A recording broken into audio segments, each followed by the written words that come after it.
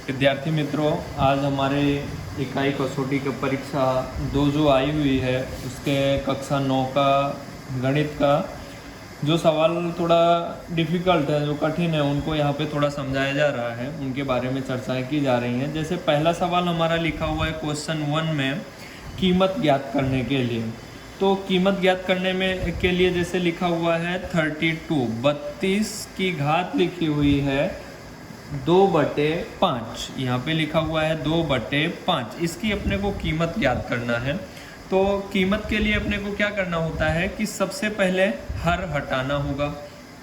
तो इसको हम क्या लिख सकते हैं कि 2 की घात 5 और पूरे की घात 2/5। 8वीं क्लास में हमको बताया गया होगा यदि कोई संख्या घात की घात के रूप में लिखी हुई है तो दोनों घातों का गुणा होता है। तो ये 5 गुणे हो जाएगा हमारा 2/5। जिस संख्या का हर नहीं लिखा होगा उसका हर हम 1 लिखते हैं। तो ये हो जाएगा 2 की घात 5 गुणे 2/1 गुणे 5। 5 से 5 हमारा कट गया, बचा कितना 2 की घात 2।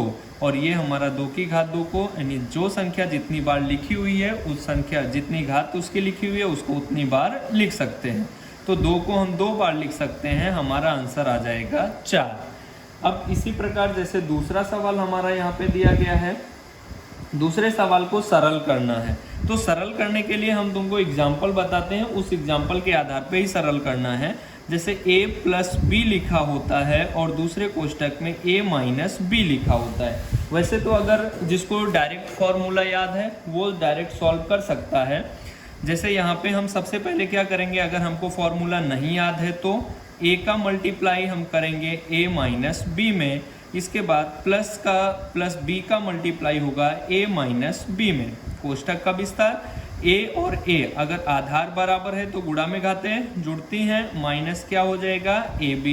ये हमारा प्लस क्या हो जाएगा a में b का गुणा, तो वापस ये प्लस ab कहा जाएगा। और प्लस माइनस b की घात 2, एक संख्या प्लस में और एक संख्या माइनस में, ये संख्या हमारी कट गई, बचेगा a की घात 2 माइनस b की घात 2। अगर किसी को डायरेक्ट यहीं पे फॉर्मूला याद है तो a+b और एक कोष्टक में a-b। तो इसके लिए हम डायरेक्ट फॉर्मूला a की घात 2 माइनस b की घात 2 का यूज़ करते हैं। तो दोनों में से किसी भी विधि का यूज़ करके हम क्वेश्चन नंबर 2 सॉल्व कर सकते हैं। दूसरा मान हमारा लिखा हुआ है यहाँ पे, यदि बहुपदी px में p2 बराबर 0 लिखा हुआ है, p2 बराबर क्या लिखा हुआ है 0 लिखा हुआ है, तो px का एक गुणनखंड होगा। तो ये जो वैल्यू लिखी होती है वो x के जगह पर लिखी गई है। किसके जगह पर लिखी गई है x। तो यहाँ पे ऐसा लिखा जा सकता है कि हम ऐसे भी px को 0 करते हैं तो ऐसा लिख सकते हैं x बराबर 2। पक्षांतर करेंगे तो x माइनस 2 बराबर क्या लिख सकते हैं 0।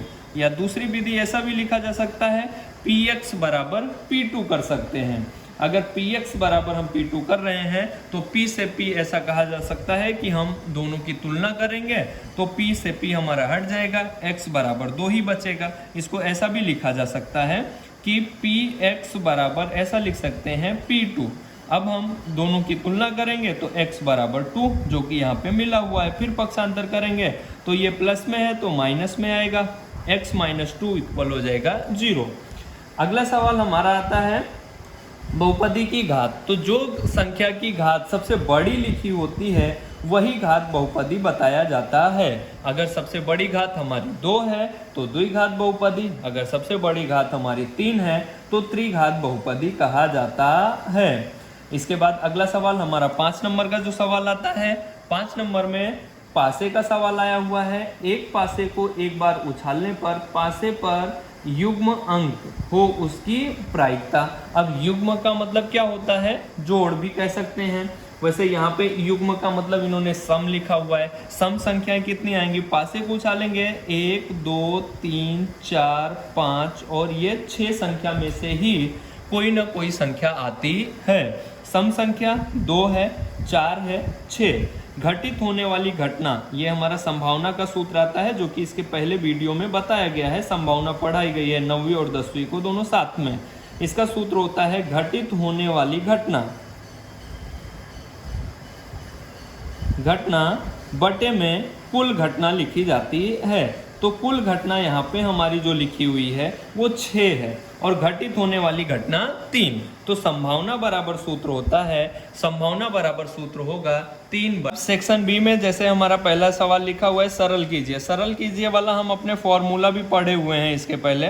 तो जैसे ये सवाल लिखा हुआ है √5 प्लस लिखा हुआ है √2 पूरे का लिखा हुआ है होल स्क्वायर। तो हम ये फॉर्मूला जानते हैं a प्लस बी का होल स्क्वायर। तो ये फॉर्मूला क्या होता है, अगर किसी को विस्तार करके लिखना है तो a प्लस बी जिस संख्या की घात जितनी लिखी होती है उसको उतनी बार लिखा जाता है। तो इसको हम 8वीं क्लास में पढ़े हैं। फिर हम कोष्टक का विस्तार कर सकते हैं, a का मल्टीप्लाई हमारा a प्लस बी में और प्लस b का मल्टीप्लाई हमारा a प्लस बी में हो जाएगा। फिर से और विस्तार करते हैं, a और a की घात हो जाएगी 2, क्योंकि आधार बराबर है तो गुणा में घातें जुड़ती हैं। a में b का गुणा हुआ a b हुआ, b में a का गुणा होगा, गुणा में क्रम विनिमय नियम लागू होता है, चाहे ba लिखो चाहे ab लिखो कोई फर्क पड़ने वाला नहीं है। प्लस प्लस का चिन्ह है तो भी कोई चिन्ह में परिवर्तन नहीं होगा। b की घात 1 और b की घात 1 मिलके हो गई b की घात 2। ये हमारा हो जाएगा a की घात 2 प्लस ab और ab मिलके 2ab हो जाएंगे और आगे प्लस हो जाएगा हमारा b की घात 2। अगर किसी को फॉर्मूला नहीं याद है तो विस्तार करके लिखेगा, नहीं तो a प्लस बी का होल स्क्वायर फॉर्मूला होता है a square plus 2ab plus B square. कभी कभी हम कंफ्यूज हो जाते हैं, यह फॉर्मूला हमारा ऐसा लिखा होता है a square plus B square plus 2ab लिखा होता है। तो चिन्ह के साथ में किसी भी संख्या को कहीं भी हम ले जा सकते हैं, उससे कोई फर्क पड़ने वाला नहीं है। फिर इसके बाद हमारा क्वेश्चन 7 नंबर आता है परमेयीकरण करने का। तो परमेयीकरण करने के लिए हमको इसके पहले बताया गया होगा, जैसे ये सवाल हमारा लिखा हुआ है √7 माइनस √6।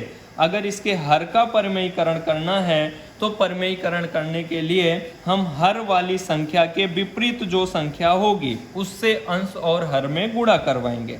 जैसे ये माइनस है तो हम प्लस चिन्ह वाली संख्या से गुणा करवाएंगे। जैसे ये लिखा हुआ है √7 माइनस √6, गुणे हम करेंगे √7 प्लस हो जाएगा √3 बटे √7 माइनस यहाँ पे 6 आएगा √6। अब यहाँ पे गुणा में अंश अंश का गुणा हर का गुणा होगा, तो ये हो जाएगा √7 प्लस √6 बटे, अब यहाँ पे हमारा जो मान लिखा जाएगा a plus B A square minus B square का ये फॉर्मूला बन रहा है। इसके पहले हमने सवाल नंबर आगे बताया हुआ है क्वेश्चन नंबर 2 में। क्वेश्चन नंबर 2 में जो फॉर्मूला हमने यूज़ किया हुआ है वो फॉर्मूला यहाँ पे लगने वाला है। तो ये हो जाएगा √7 का स्क्वायर माइनस √6 का स्क्वायर। ये हो जाएगा √7 प्लस √6 बटे में हो जाएगा 7 का स्क्वायर, स्क्वायर से √ हमारा कट जाएगा। कैसे कटेगा, यहाँ पे देखेंगे √7 का होल स्क्वायर लिखा हुआ है और √ का मतलब होता है घात में 1/2। तो 7 की घात 1/2 और पूरे की घात 2। हमने इसके पहले नियम बताया था कि अगर कोई भी संख्या घात की घात रूप में लिखी गई है तो दोनों घातों का गुणा होता है। जिसका हर नहीं लिखा होता है उसका हर हम 1 मानते हैं। यहाँ पे 7 की घात 2 एकम 2, 2 एकम 2, 2 से 2 कट गया, बचा कितना 7। इसी प्रकार से √6 को भी करना है। 7 माइनस 6 हमारा आंसर आने वाला है √7 प्लस हो जाएगा √6 बटे में 1 और 1 का हर गिना नहीं जाता है, तो आंसर हमारा √7 प्लस 6 होगा। इसी प्रकार से दूसरा सवाल जो लिखा हुआ है परमेयीकरण करने का √5 प्लस √2 लिखा हुआ है, तो उसका हमें परमेयीकरण करना होगा। तो √5 माइनस √2 से अंश और हर में मल्टीप्लाई करना होगा। हम आगे सवाल इसके जैसे ही उसको सॉल्व कर लेंगे।